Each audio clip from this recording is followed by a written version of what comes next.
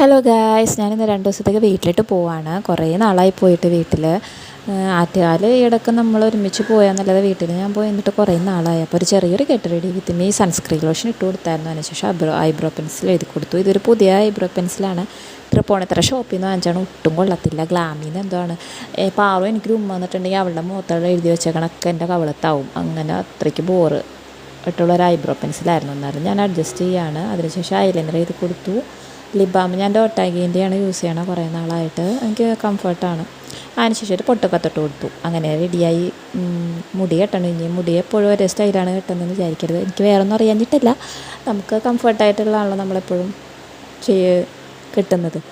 അങ്ങനെ മുടിയൊക്കെ കെട്ടി ഇനി പാൽപ്പൊട്ടിയെ പല്ലൊക്കെ തേപ്പിച്ച് കുളിപ്പിച്ച് റെഡിയാക്കണം. ബ്രെഡും ബട്ടറും ആണ്. കാരണം ഗ്യാസൊക്കെ തീർന്നു പോയപ്പോൾ നമ്മൾ വേഗം ബ്രെഡ് ജാമൊക്കെ കഴിച്ച് വേഗം വീട്ടിലോട്ട് സ്ഥലം വിടാമെന്ന് വിചാരിച്ചു.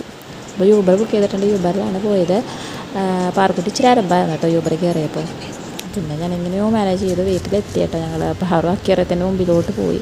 അവർക്ക് ഇഷ്ടമാണ് ലൈറ്റൊക്കെ കാണാനായിട്ട്.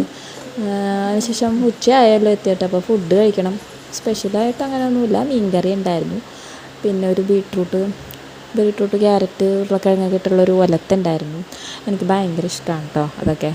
നമ്മുടെ വീട്ടിലത്തെ ഫുഡൊക്കെ നമ്മൾ മിസ് ചെയ്യുന്നത് നമ്മൾ കല്യാണം കഴിച്ച് പോകുമ്പോഴാണ്. വീട്ടിലുണ്ടായിരിക്കുമ്പോൾ ഇതൊന്നും നമുക്ക് വേണ്ട, എന്ത് ഫുഡാണെന്ന് വിചാരിക്കും. പക്ഷേ കല്യാണം കഴിച്ച് വേറെ സ്ഥലത്ത് പോകുമ്പോഴാണ് നമ്മൾ വീട്ടിലത്തെ ഫുഡ്, അമ്മയുടെ ഫുഡൊക്കെ മിസ് ചെയ്യുന്നത്. അങ്ങനെ ഇത്രയേ ഉള്ളൂ ഇന്നത്തെ വീഡിയോ. Thank you.